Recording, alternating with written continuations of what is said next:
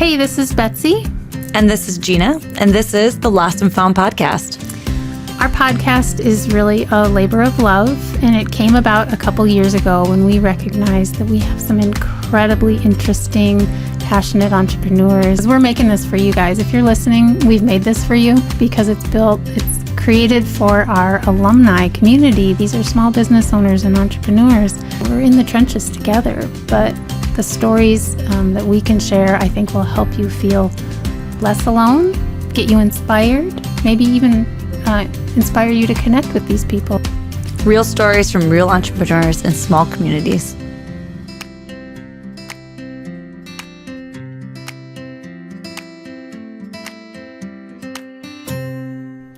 All right, welcome back to the Lost and Found podcast, part of the Unacademy program where we feature our small businesses and entrepreneurs. These are real people, real business owners from real communities around Minnesota. Today we have a very special guest. We have Peter and Brittany Haugen. They are the owners of the Sandhill Mill. We're going to learn a lot about ancient grains. We're going to learn a lot about flour. We're going to learn a little bit about farming, about what it's like to own a business with your married partner, and also what it's like just being in a small town, small community, and having really big ideas. So welcome, Brittany and Peter. Thank you. Thank you. Absolutely. So we met you in November at our Startup Bootcamp. And correct me if I'm wrong, but you guys are from the Canby area. Is that correct? Yep. Okay. Well, tell us a little bit about you guys, where you're from, what you're doing here, and we're going to get into the nitty-gritty then as we talk. Sure. So I had started farming about 22 years ago, long before I met Brittany. Mm-hmm. And I always liked the idea of having a crop rotation, switching out which crops are growing on which fields, and wheat was part of that rotation. And I just always struggled making money with wheat, and I didn't grow the wheat the way that more traditional farmers would grow it, just because of personal reasons, not spraying this and not doing that. So I'd have better quality but lower yields. And then after we had met and I knew she liked to bake a lot, I kind of joked with her, we should just buy our own mill. And we were dating at that time and just both kind of laughed like, haha, who does that kind of a thing. And I got away from growing wheat on the farm. And Brittany grew up on a farm as well, but not so familiar with the crops. So really wasn't the understanding or the connection with growing the various crops or understanding why not grow wheat or whatnot. And a couple of years ago, I transitioned some acres to organic. And with that, then I had the idea of I wanted to bring that rotation back in, because that's part of organic practices, is you're not supposed to grow the same crop on the same ground year after year. And I had some ground that wasn't good for corn, so to say, so I thought, well, I'd like to throw beans and wheat on a rotation or some type of small grain. And so that's when I really mentioned it to Brittany, like, hey, what if we did get our own mill? Kind of half serious, half joking. And she, well, you can... I'm laughing because my first thought was, you're too young to have a midlife crisis. Like, I think this is where you're headed. and just like, we can't do that. That's not just something... You just don't mill your own wheat. Well, if I don't remember the timeline, but it felt like a week later, the semi showed up and we were unloading a mill. I ordered the mill without telling her, hey, I did this anyway. We're going to move forward. This is going to be a good idea. You must bake a lot, Brittany, that he needed to get you a mill. Yeah. Oh, I love to bake and try new things. When we first kind of told our families what we were doing, well, we kept it very quiet because we had some specialty wheats that we were growing, the ancient grains. And, with farming, we have a lot of faith and reliance on Mother Nature and, growing organically, even the bugs, the rain, the wind, it's one hailstorm away from essentially being gone. So we kept it really quiet, but we did kind of tell our parents, hey, we bought this mill. This is our plan. The crop is in the ground. And they were just kind of like, oh, okay. Once things got harvested and we started experimenting with it, my mom goes, this so fits you guys. You love to play in the kitchen. He loves to try new things in the field, on the farm, like this. We're not surprised. So that was kind of some nice external confirmation. Not that we needed it. We were going to move forward anyway. But right. It's always nice when it's like, hey, this fits you. Yeah, absolutely. Especially because you hear enough of the naysaying too, like enough of this is crazy. You can't do that. We can't do that here. Right. Mm-hmm. Right. Or why would you do that? You can get it at the store. So. Yeah. And it all kind of fell into place accidentally on purpose, if that makes sense. When I was looking for different varieties of wheat, I'd called my seed supplier, and he was the one who had mentioned ancient grains. I had never heard of it before. Mm-hmm. And, Gina, like you were saying, your friend who was in Europe, this man had also been in Europe and was explaining how they use a lot more of the ancient grains over there, and the bread quality is so different than anything that we have here in the United States. And so that piqued my interest because I like unique, different things. I'm not one who just fits in a mold. Well, you're a corn bean farmer, just do corn beans. Like, well, no, I want to do wheat, and I not only want to do wheat, but I want to do ancient grains, which no one around here has ever heard of, or very few. So why do we call them ancient grains? So the two grains that we have on hand that we focused on are einkorn and emmer. And einkorn is the oldest known wheat variety in the world, and emmer is the second oldest. And so they date way back to biblical times, Moses and the Israelites, all that jazz. So therefore, they're considered the ancient grains. They're kind of the parent varieties of wheat. Well, and they're the most pure form. They haven't been genetically modified, emmer has been a little bit, but it is one of the least genetically modified. So when you look even at the chromosomal makeup of them, like einkorn has about half as many chromosomes as modern day wheat. And that is part of the reason why it's so much easier to digest. So people who typically people who have gluten intolerances, not celiacs, but a gluten intolerance, can handle einkorn. And some of that is because of its just simple nature. It has a different gluten structure, which bakes differently and cooks differently. But it is typically easier on the digestive system. So we have had people who have gluten intolerances try it, and they also do just as well on einkorn as they do on their gluten-free flours. Mm-hmm. So that's been very exciting to hear, and just kind of get those responses from people. We've also had some people who've used einkorn for years, and then they will try some from Sandhill Mill, and they'll say, I've never had a pizza crust that held my toppings until I've done the recipe with your flour. Or, this is the best these bars have ever turned out with my gluten-free flour.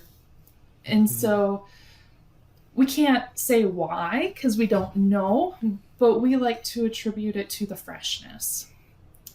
We mill and get it in the customer's hands within 24 hours. And so, you can't get much fresher than that.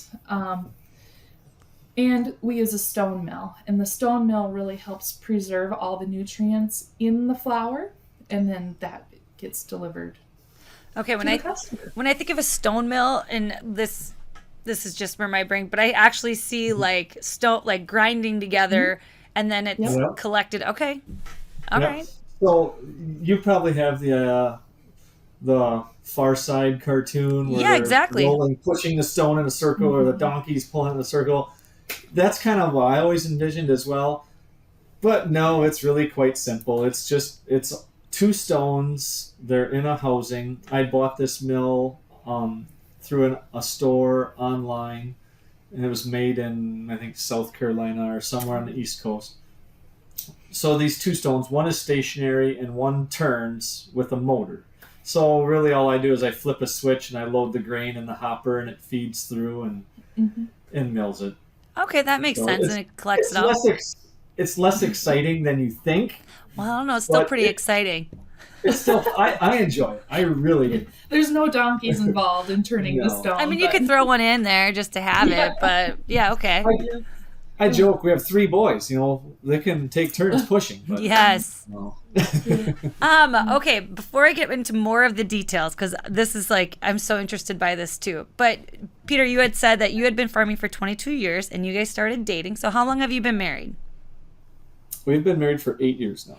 8 years, and you have 3 boys. Mm-hmm. All right, the youngest is?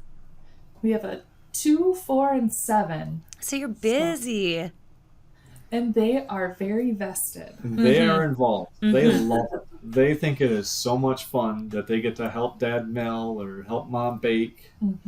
They love it. Our 4-year-old recently told me, Mom, let's make apple pie to bring to the fair. Oh, well, if you're going to bring apple pie to the fair, you can't use the refrigerator store crust anymore. So we are now working on finding and testing out pie crust recipes so that he can bring an apple pie to the fair. That is awesome. It might be one of your new recipes. I feel like this is going to be a blog post on the website. You can post on there. It might take us some trial and error. You can get there. Yes. Oh, yes. And the boys are just so excited to tell people about it. Be like, we made this from our own wheat. Well, they understand the process of growing it, cleaning it, milling it, and then mixing it with other ingredients to make something with it. So that was going to be one of my questions. So it is a process. So when you're planting the wheat, so from planting into the mill, what's our timeline? Oh boy. So it was last winter, so February of 22, when I had made the phone call about trying to decide on wheat varieties.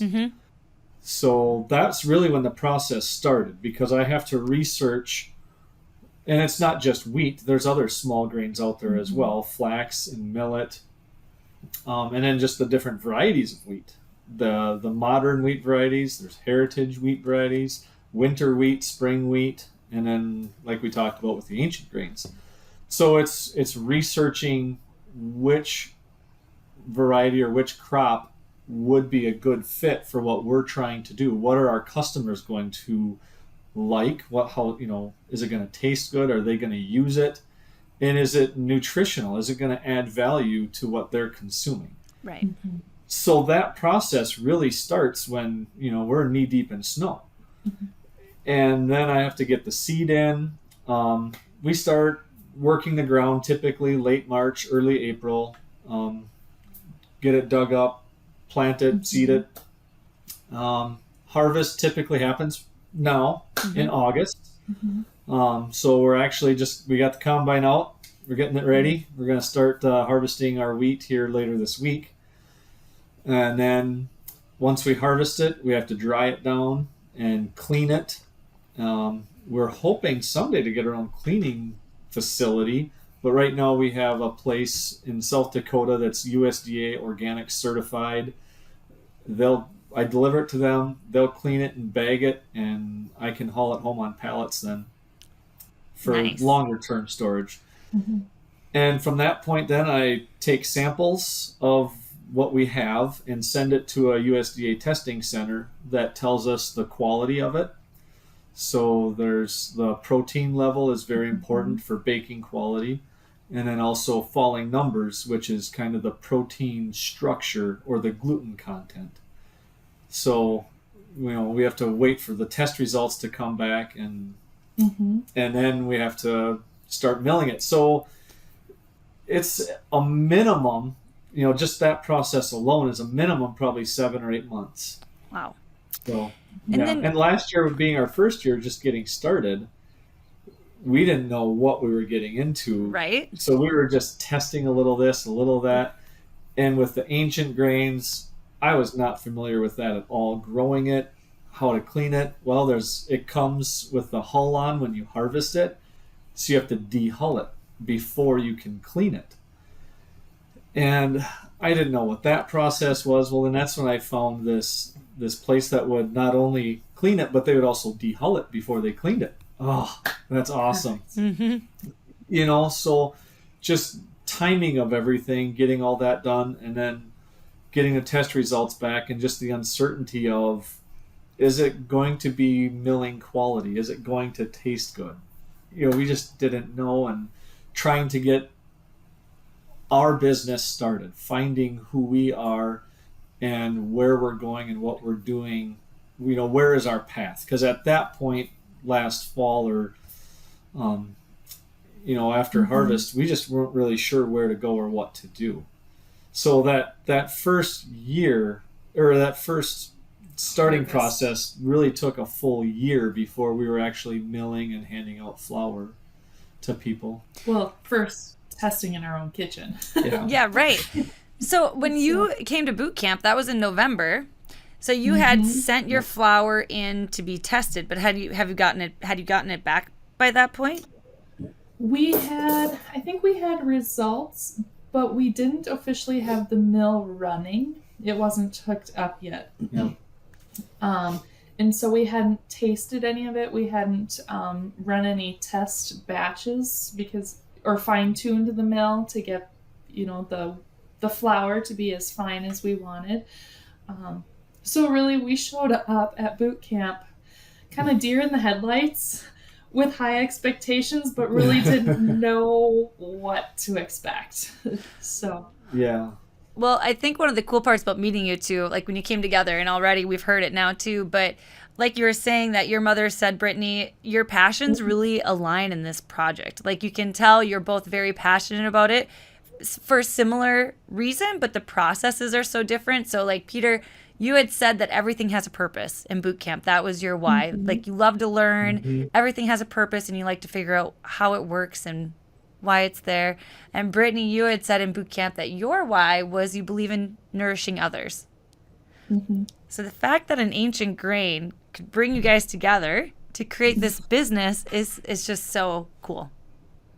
Yes. Yeah, and like I said, it was kind of accidentally on purpose that this gentleman had mentioned ancient grains, and then the mill I ordered was a stone mill.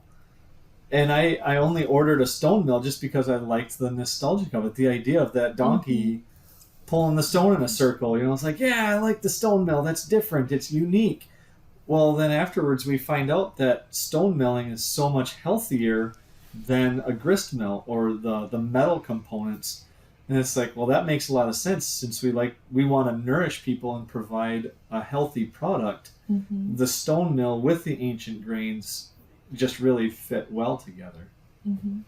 No, that's so cool. So we know, like, so you guys came together. You had this idea. We started planting, baking, bought the mill, came to boot camp, kind of thought about, I think we're going to move forward on this.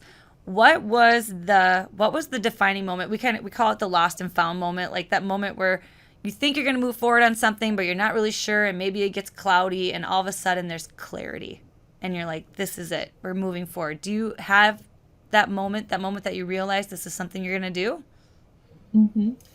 Well, I think, for me, when the mill showed up, it was like, oh, this is happening. And I didn't really know, like, how it would work, or I didn't really know Pete's full plan. I knew his end goal of just like milling flour for us, and I didn't really know how far he wanted to go. But then it took some like convincing to get him to come to boot camp with me. And afterwards we got in the vehicle and he was like, that was good. I'm glad am glad you pushed me to go. And we've said several times, our business why, which is we believe in meaningful nourishment, would not be that if it was just me attending or just Peter attending. And so that boot camp really helped us dive deep into ourselves individually and then help combine it into a business. So we were then both on the same page as like, hey, this is my thinking behind it, and this is my thinking behind it. They mesh real well. Like, let's take both of these and put them together for something even stronger, something even better. And so boot camp really helped like marry our two ideas, and then just really opened the door for talking and really gave us a purpose, the why to keep working towards.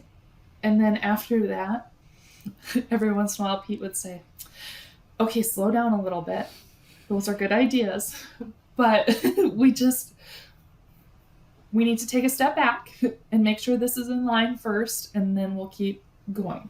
Like, we'll get there, but it takes a little work. With agriculture, it's a seasonal thing, right? Because like you had mentioned, the timeline of having the idea of we're going to grow this and then growing it, you can't, it's not just, oh, I want to bake this, let's go to the store, grab it off the shelf and go home and do it.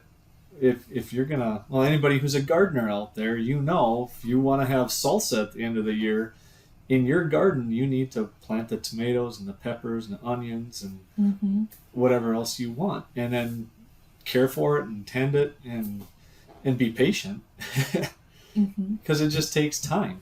So yeah, having that push of boot camp to get to that next level was very vital, I think, in our business off and running, but then also trying to rein Brittany's ideas back in and be like, well, that's a good idea, but be patient. It'll come. Yep. Write it down. We're going to get there. Yeah. So from boot camp to now, you were sharing with me a little bit before we started, but where are you at with your retail, and where are you at now? Because it wasn't that long ago. I mean, I know it may feel like a while ago, but really 9 months ago. Yeah. Yeah. So where are you at right now with Sandhill Mill? Well, at that boot camp, we didn't even have a name. We had a concept. We had an idea, and we had some equipment and some grain in a bag. And winter was kind of tough. It took us a while to really sit down and figure things out, because we had a lot of other moving parts in other areas of our lives going on at the time. So once that got cleared up, I'd say it was probably mid-January, we really sat down and said, hey, this is the name, this is our color scheme, let's move forward now, because Brittany wanted to get going on building the website and getting some social media off the ground, and I wanted to test out the settings on the mill and let her experiment with baking and different recipes. And our goal was to have it launched and ready before planting season, because once I start planting, there's not a lot of other stuff that happens. So there's a few weeks there where it gets on the back burner. But we were able to launch our website and officially start our business. Was it April?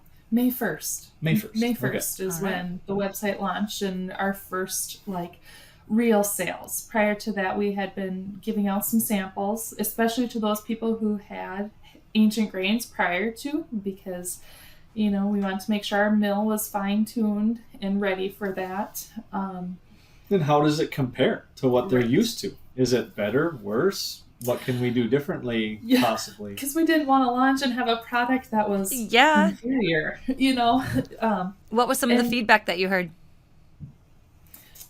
Well, kind of like that pizza dough thing. I've never had it hold up before.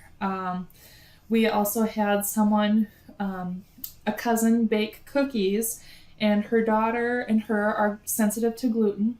And so they've tried all gluten-free flours in the last 10 years. And she said, I baked the cookies.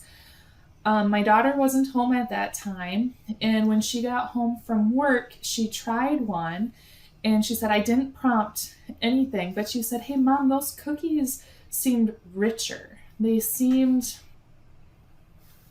like they had more depth. And she goes, oh, well, I tried this new flour, which is from us. Yeah. So that was very validating and reassuring. And we, of course, had tried various recipes, pancakes, some others, and we were like, wow, this is really good. But then you always wonder, well, is it because we have blood, sweat, and tears in it? Yeah, or absolutely. Is it really good? Yeah. So Yeah, some of the feedback, some people have just said, we never knew flour could could taste this good, or that the freshness makes that big of a difference. I mean, So it's just that's huge right there, right? Like that's huge. Yeah, you're totally changing people's what they understood a flour to be. Right. Yeah, and I've learned more about flour in the past year than I ever thought I would my entire life. Well, it's a good thing you love learning. Yeah. That's a good thing. I always say Pete's kitchen knowledge prior to this that's where you go to eat. Right. And now he can talk some of the science behind why this works or that works. So, and one of the big things we've learned is that because the gluten structure is different in einkorn, that you commonly need to let your batter, your whatever it is, rest before you bake it, because the gluten in the einkorn needs time to absorb the water. It's slower than our modern grains. Okay. So like one time I thought I just totally ruined a batch of cookies. You know, as you're baking or mixing it up, you taste it. It was gritty. It was disgusting. It was not cookie. Well, it just so happened I had received a phone call while mixing the chocolate chips in, and it took me away for about 30 minutes. And I came back after those 30 minutes and I was like, well, do I toss it? Do I what? I tasted it. The grittiness was gone. Totally it was absorbed. Delicious. It was cookies. Oh, It was wow. cookies, you know? Yeah. And Very then, cool. well, how can that be? So I did a little research and I said, well, typically you want your einkorn batter to rest a little bit and let those proteins and whatnot develop. And once they're developed, that's then when you get the better flavor, the better texture. Right. And I had a similar experience with the pancakes. It was like, ooh, this needs something. And so I added some honey and was like, it's still not quite right. But I was like, well, I'm just going to go with it because we need supper. Yeah, right. I didn't have a plan B. And by the time they were done and baked, they were gobbled up so fast. So fast. I couldn't believe it. Well, so you so need to have a YouTube channel. You so need to be recording these videos and put them on your website and help people learn about it, because they're like you said, it's a learning process and you're doing the research for us. So you have this expertise. So you launched your website in May, you're testing the product, you're giving the product out, you have your first retail sale, and now where are you at with your product? We've been going to farmers market in Canby. We just wanted to start local, get brand awareness local. We have social media. We've had a few flower runs that we have done. Yep. So far, kind of selfishly, we've just incorporated them with trips that we already plan on taking, and then we'll post the route and then deliver along the route. We have some repeat customers. That was our biggest exciting thing. Right. You know, first we wanted a stranger. We got that. Because friends and family are always good at supporting, but it's big when you hit someone you don't know. Yeah. Then after that, we were looking forward to a repeat customer, because that means your product is worth buying again. We've hit that. Yeah, and our idea of our mill right now is in a temporary setup, and we're in the process of trying to remodel a shed to have just an actual place for the mill. So hopefully someday we can offer tours, or if people want to stop by and see their flour get milled in person. We have had a couple of people actually want to do that. Some of Brittany's relatives just a couple weeks ago were like, don't mill it without us. We want to see it. I was like, sure, come on over. So they just thought it was cool to see that process and to be able to watch it go from the wheat berry, the kernel, to the flour I'm putting in their bag with our logo on it. Well, it is a cool process, and two things to be said about that. One, when you finish that shed, make sure there's a kitchen in it for Brittany, so she can record these videos and show everybody how to use it and do in-person cooking, like have people coming in.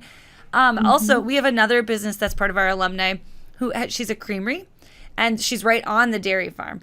And that's part of like what makes it such a unique experience to go and visit her, because she can actually do tours of the farm, how the whole process works. They can show the making process of the cheese. And it's like this, it just reminds me a lot of what you guys are doing. You're showing the process of how this grain is going into the earth, it's getting milled, and it's turning into something that you can consume. So this is a whole nother level of farm to table. You are doing the education and everything around it. And it's a cool experience. Yes. And with the designated space, we need some certifications to come with that. But then we hope to get into some local restaurants and bakeries. Those mom and pop shops then, would be able to say, our bread is made with local flour. And, just even the health benefit from the freshly milled flour getting it into our community is important. And then we'd be able to ship also. And that is huge because our customer base so far, we've had all the way from the middle of South Dakota to a couple hours into Wisconsin. And, so getting trips there, we've been able to do, but we're going to have to do more to fulfill their need. And you can store the flour. Refrigerate it is highly recommended, or in a freezer, so you can get some more longevity out of it. But the closer you eat it after milling, the fresher it is, the more healthy it is. So a lot of our sales, when people ask, well, can I get a 10-pound bag? We don't really frown upon it, but we purposely package it in 1.5 or 3-pound bags, just because we want more regular sales. We want to be a weekly or monthly seller to you, to keep it as fresh as possible, to keep those health benefits up. Right, that makes sense. Go ahead. It's not that it's not as healthy, it's just the further from milling, the nutrients start decreasing. I remember my grandma talking about flax, and she would crush it or mill it right before putting it in what she was using. Well, that was because if you buy it already cracked or milled at the store, you don't know how long it's been on the shelf, for one thing. But the nutrients start disappearing, the further they have been out from being milled. So it's still healthy. It's just not as nutrient dense. Right. And fitting back to nourish like you mean it. So this goes back to why you guys mill it and then you're selling it, like you said, 24 hours later. So like a subscription service or something like that would be more ideal for your flour. So you're getting a fresh bag in the door. Okay. So that makes sense. Right. So when we have an order come through on our website, Brittany will make contact with this person and say, all right, when are we going to meet up to get it in your hands? Because it's not milled yet. It's still sitting in the bag on the shelf out in the shop. As a wheat berry. So then once they line that up, then she tells me, okay, I'm going to be delivering this, or we're going to be meeting up with this person on this day at this time. And then I have to figure out my schedule. Oh, okay, I'm going to have to be milling and packaging and that whole side of it. Right. So like this weekend you're coming to Wilmer, and you're going to be selling at Wilmer. And I saw that you asked for orders to come in by Friday.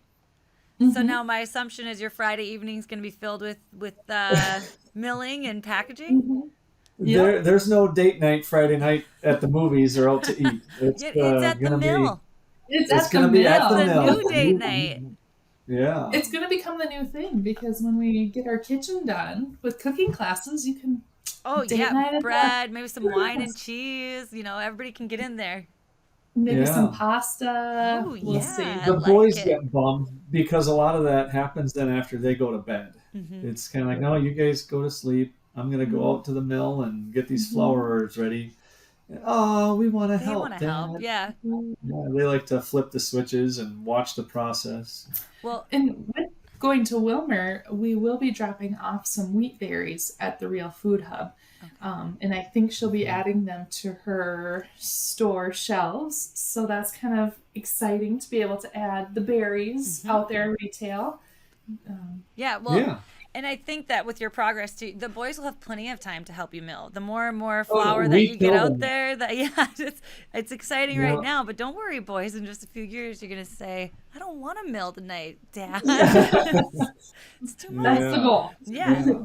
So, what makes Sandhill Mill, and we've kind of talked about this, we've gone through it, but what makes you guys different than other farm to table businesses or companies? I mean, it is a thing right now, right? It's a popular thing where people are trying to get their food more direct from wherever it's coming from. So, what makes you different? So when we kind of hatched the idea and we threw it around, we just said, is there anybody else around near us that has a mill that's doing this? Well, we found that some people have their own little tabletop mill or like a blender kind of a thing where they'll put the berries in and push the button and it'll grind it up themselves. But there's very few people that did that. And there are a couple of other mills in Minnesota, but they source their grains from out of state or even other countries. So we didn't know of anybody that was milling their own grain that they grew. So, when we tell that to people and we say, hey, we grew this wheat and we're milling it right here all on our farm, their eyes just light up and they're like, that is so cool. We like that. We want that. So I think that sets us apart. And then just having a stone mill too is different. Well, and the whole process, like you said, with your business, why Nourish Like You Mean It, like you guys, you mean it, like you are growing it, you are handling this whole process, like you're in it. This is you guys bringing it from the earth to people being able to consume it, which is really cool. Yes. And we're trying to provide some of that education with it, as to, well, because it's so fresh and grown right here, the price point is a little different. And, the ancient grain, at least in the local grocery stores near us, the small town ones, we can't get ancient grains. So just even sourcing it, there's a little different price point. So educating people on why, well, the gluten structure is different. You'll be able to digest it easier. Or it grows differently because it hasn't been genetically modified to withstand the various weather, the various, Just pests. enhancing the yield. Yeah. That was a big thing. The ancient grains, I knew we'd take a yield hit because it's organic. Right. It just yields less than modern conventional farming. But then the ancient grains yield even less than that. So I was hoping for like 15 bushel an acre yield, and they said 20 is like tops. So I thought, well, I'll be, hopeful for 15. And I think the einkorn yielded 6 bushel an acre. It was a tough year, not a good small grain year last year, but it was something. Yeah. And so I said, well, I'm going to try it again. We're going to try to fine tune this. We're going to get better at it. And I tried to source seed. I went to 3 different places where I thought they'd have it. They were all sold out. It was like I said, it was such a poor year for yields that there wasn't much seed availability. When I finally did find a place, I think they were out of Oregon that had it. When I calculated what it was going to cost me just for the seed to get it shipped in, it was almost $400 an acre. And typically, conventional wheat farming, it's maybe $30 or $40 an acre Wow. for seed cost. You're investing. So 10 times as much for, you know, The ancient grain. a fraction of the yield, just to have that ancient grain, you know. So I think just educating people, saying, well, the price isn't good, but, you know, from a consumer standpoint, but we can't get it any lower than that. Well, and I don't know if I would say the price isn't good. I would say it's different than the flour you buy off the store shelf. Yes. But the product is very different. The product is better. But then when you look at the price of gluten-free flours, we're right in the ballpark. Yep. Well, yeah, absolutely. Like you said, this is a completely different ballgame. This is not not the flour you're buying that people are typically used to. This is something else, and you've invested in this, and you are sharing your knowledge with the world. But so you believe in it, but what's the impact that you want to make with this? What are you hoping that people get from Sandhill Mill? I guess we're hoping that people think more seriously about what they're consuming. Because honestly, before all of this, I thought you go to the store and the flour on the shelf is flour, you know, right? Flour is flour. They call it bleached or enriched. That's just what it is, right? Because that's all we've ever known. Well, then we realized that to be able to put it on that store shelf and let it sit there for months before you take it home, they have to remove a lot of the nutrients out of it to give it that shelf life, because leaving the nutrients in like we do, that's what reduces the shelf life. So they take the nutrients out and then put fake nutrients back in, and that's how it's called enriched. So it's just kind of, we want people to really think about this process of, well, do I want fake flour or do I want the real stuff? Well, and then the bleached part of it, it's like, bleach bottle says don't ingest.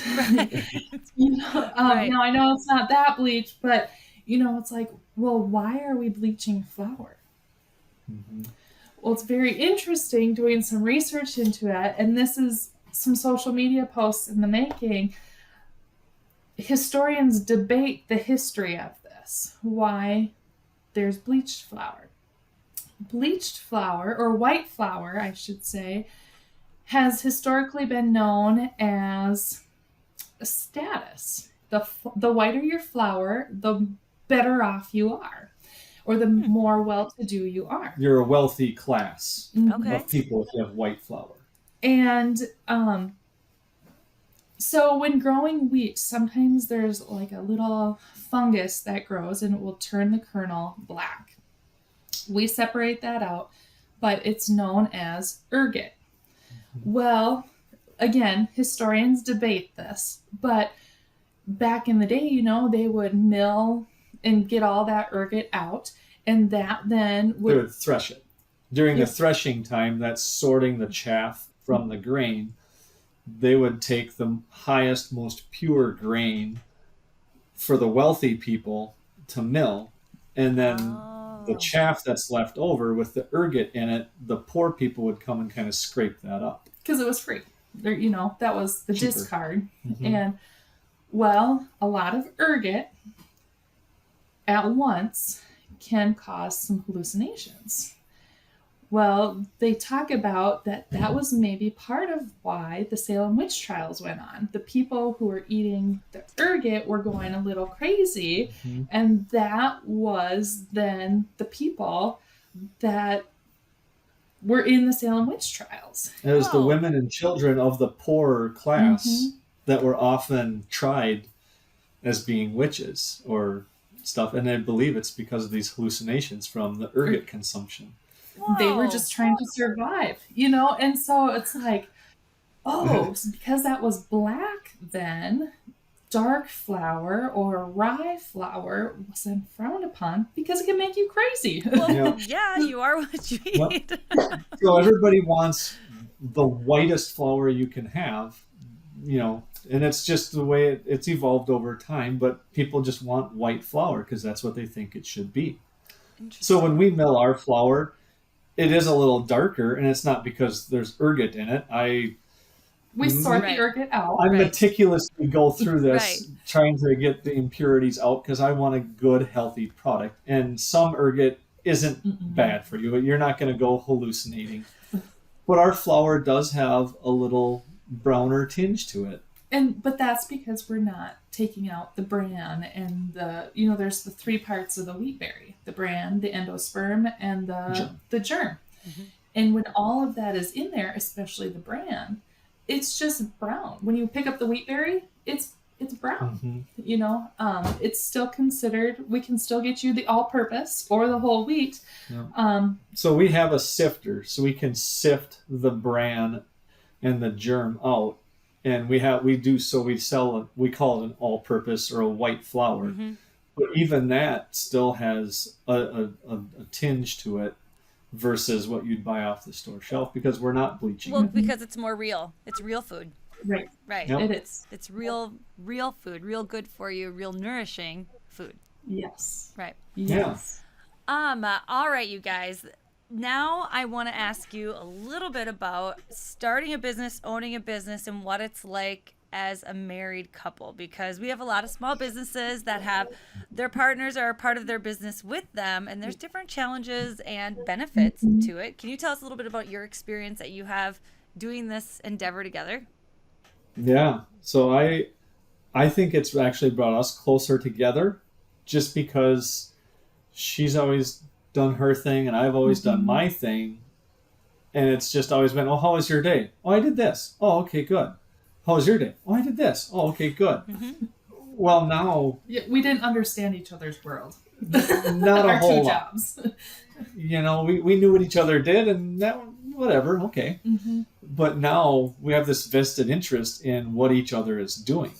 So when she asks, how is the wheat? Or have you checked the wheat? It's not because, that's part of our income for the year sitting out there. It's, I want to bake with that. So how's it coming? Yeah, right. So I'd say that's been really good. Excuse us once again. Isaac, stop. Too loud. You can't be making noise right now. Yep. You can't be making noise. We have our Super meeting. hard though, Isaac. I'm sorry. Yeah. In a little bit. We're almost wrapping up. We'll be We're done almost soon. done. Sorry, Isaac. Wyatt can edit that part out. Yeah. Yes, please. So yeah, you have a vested interest in what each other are doing, and we want the mill going. We want the baking going, but what else? So it's bringing you guys closer together. So that part's getting us closer together, but then the challenge, I would say, has been shutting it off. We've been using every moment we have when we're together to try to figure out this detail or talk about how this is going to work. So it's kind of like, all right, when are we not Sandhill Mill and when are we husband and wife? So it's trying to find that dedicated time for us.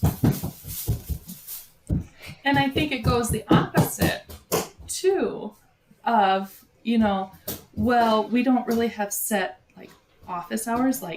We both show up at the office so we can talk about this. So sometimes it's I know it's 10 o'clock at night, but we need to discuss XYZ because this is coming up.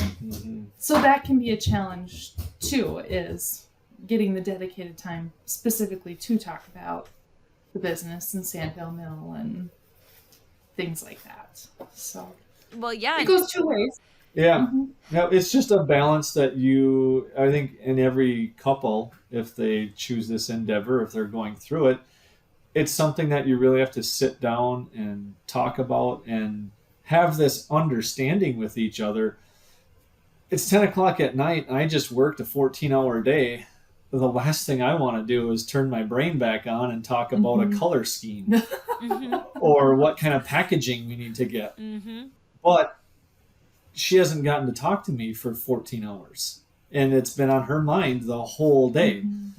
So she needs to get this out there. We need to talk about this because she wants to move forward with, I need to get this order in because we have this coming. So I have to understand, even though I don't want to talk about it, it's necessary and I can't get mad at her because of this. We just got to do it. Or it's a lot of texting like, hey, here are some things we need to talk about in the next few days. Let me know when you have time. You know, kind of prefacing it and not just, here's the time. Yeah. We're going to talk about surprising it. it on, like, hey, no, I need you right now. Well, I think another reason why it works well for you too is that you can tell and you can hear it. You have a lot of respect for each other. And I think that that's really, really cool. And like you said, it's challenging, but when you get down to that, like respecting each other and understanding where each other is coming from, it can make it a lot easier. And you've done the hard part of taking the leap to actually starting this. And it takes a lot of bravery and courage to, like you said, you're planting it, you're selling it, you're getting it out there into the hands of people. I mean, it's really cool, but we're going to need to do a follow-up in like a year to see where it's at then, and to hear if the challenges are a little bit different now, you know, or where it's at, because partnerships are constantly evolving. And I just think, like you said, having respect at the core of it is really great, and having that understanding that you need each other and you've got to take the time to do it. It's hard because you can never shut it off, but it maybe helps because it's always available too. So 10 o'clock at night. Yeah, there's no way I could grow the crop. So I need him. And you're not going to find me in that kitchen doing the baking. Sorry. Yeah. I'll eat it, won't make it. Well, maybe one with the new brownie mixes that you do. You could do one of those, Peter. I mean, you know, maybe. What do you guys think? What are you doing now that's helping you prepare and grow for your future? So what are some things go ahead. You just mentioned the brownie mix. We hadn't talked about that yet, but with the farmers market, you know, we have some people coming up who are kind of like, well, we don't really use a lot of flour, you know, but they're interested. And so we're developing a brownie mix right now. We're hoping it makes the debut at Thursday's farmers market in Canby. We don't know if it'll be a permanent product or not, but we just thought to reach a little broader audience. So that's one thing that we're trying to do to grow. We've considered like a pancake mix, muffin mix, that type of thing for more of the convenience grab and go. Then, of course, for building more, we're also working on that building remodel so that we can have a certified location. Just a dedicated space instead of, well, we're going to set this up and then we're going to take it down, and just the convenience of having the right tools or the right things that I need to be able to do the milling and the sifting and the packaging. Just having that dedicated space, making things more efficient. Yeah, and it's cool that you're already planning for that too, that you're already thinking ahead to having that space in that like brick and mortar area where people can come, they can see it, they can visit, they can shop. Yep. And broadening our crops are what we have available. So right now we are growing golden flax. And there are some super huge benefits to flax. A lot of people, I think, will just grind it up and put it in their shake or in their smoothie, you know, something, top it on their yogurt. Just, you know, having something more to offer. Or we can blend it. I'd like to get a blender so I can do some of these custom mixes like Brittany was talking about for pancakes. If we want to do 60% of einkorn flour with 20% of this flour and then 10% of flax flour, you know. So growing different crops. That's a great idea, and just asking people, what do you like to eat? Because I can grow it. You give me a suggestion. That doesn't mean I'm going to do it, but what would you like to see grown? Always open to learning. Yeah, and just trying something different. You know, so we've had some people say, "Oh, can you try this crop, or can you try this wheat variety, or something?" So I'll just say, "Well, yeah, I'll research it, and we'll see what can happen." Obviously, not going to start now growing it, but you know, give me a year or year and a half, and we'll maybe have it on our shelf in our hopefully soon to be built facility.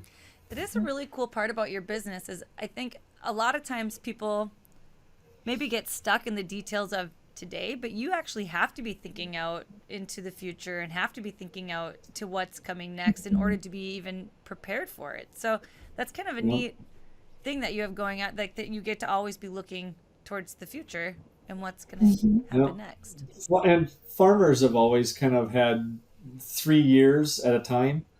So like right now we're milling and marketing last year's crop. I'm currently growing this year's crop, and I'm already thinking about what I'm going to grow next year. Right. So I have 3 separate years going on in my mind At all at a times. time. Oh my gosh, that's a lot. I can hardly handle today. What are you thankful that you've done?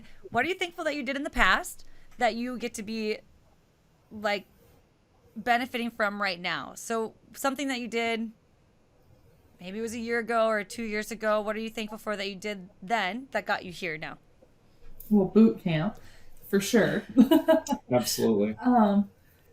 And I think we just haven't been afraid to try things, you know, or if it doesn't work, it doesn't work. Like right now, we're experimenting with black beans and chickpeas in the garden. Because then maybe someday that'll be in the field. You know, we're just, I guess we both kind of have the not afraid to fail mentality. Because if you're afraid to fail, you'll never fly. And so let's try it. If it doesn't work, we don't have to broadcast it. But if it works, let's share. Let's build on that. So. And I guess I'd have to say I'm thankful for my dad. He still helps on the farm and helps with a lot of stuff. And even when he and I were farming together, if I had an idea, he didn't just squish on it. You know, he didn't turn away and be like, oh, we're not going to do that. No. He would say, well, let's think about this, you know, and kind of walk me through that process of what's this going to all entail. Or he'd just say, yeah, let's give it a try. Let's do it. You know, so it kind of helped me as a person not be afraid of trying new things or not thinking outside the box. Because a lot of farmers, you know, and I hear this all the time from guys, well, that's the way my dad always did it. Or that's the way grandpa always did it. So why should I change? Or I'm not going to change because I'm going to get looked at differently. Or because it worked for them. Yeah, it worked for them. So I'm just going to keep doing it. And I guess I've never felt that that's what I should do. You know, just because it worked then doesn't mean it's going to keep working now. So let's keep evolving, keep changing, try different things. Maybe you strike out, but maybe you hit a home run too. You guys, well, I got to tell you, I think that's what makes you an I think you just hit it right there. And it's really cool that you have each other as well. Like you have the same mentality, but you're taking these risks and you're trying these things, but you also have a strategy around it, right? Like you have an understanding and you're willing to, like you said, you're trying the chickpeas and the beans in the garden, and if it works, then you can move it somewhere else. But you can see that you guys just really support each other, and I think that support kind of helps lessen the fear, right? You know that you got each other's backs. Whether it works or not, let's go for it. Let's give it a shot. Yep. Yeah, start small. Yeah. Yeah. Then See what happens. Where you can go. Yeah. That's really cool. What about the people, and Peter, you kind of just said a little bit of this, but what about the naysayers? What about the people that now that you've started doing this and it's getting out there and it's on social media and you've got a website and you're at farmers markets, what about those people who say, what are you doing? This is crazy. There really hasn't been a lot. Some people give us a weird look, or they'll be like, oh, okay. Kind of like, that's weird or different. But nobody's come out and said, well, that's not going to work, or you can't do that. I think the biggest one I've heard was my grandpa. He's 98. He worked in a bakery in high school. Does not have fond memories of it. He had earned $5 a week for doing it. And he's kind of like, why would you go backwards? Why would you do that? And it's like, but it's not going backwards. Flour on the store shelf has gone backwards. The bread you were delivering when you were in high school had the real stuff in it. We want to get back to that. Yeah, and I think that's what we're finding is so many people want not just the farm to table experience, but they want to eat healthier. So many more people now especially the younger generations, they're removed from the hard way of life because mom and dad made it easier for them. Yeah. Well, just because it's easier doesn't mean it's better. And so the younger generations now are wanting to do their own baking. They're wanting the different products that have the nutrients in it. Yeah, it's more work, but it's also healthier because now as they're having their own kids, they're more aware of what's going into their, on their dinner plates. Oh, for sure. So, and some of the older generations are thinking back to, I remember when growing up, my mom would do that, or my grandma would have this or do that. So they're kind of jumping on board for the nostalgia reason, and the younger people are jumping on board because of the nourishment side of it. And so we just get a lot of people saying, oh, that's really cool, or we really like that.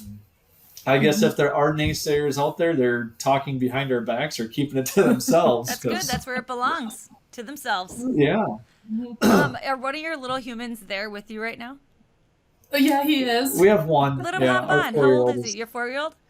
Yeah. I want to talk to him. Who is it? Say, Isaac, do you want to come say hi? Isaac. Come say hi to me. Isaac, come. I have say a hi to question Gina. for you. Yeah. What you else? have to tell Gina what your favorite part of milling is. Milling. What do you do? What's your job? Turning on and off the mill.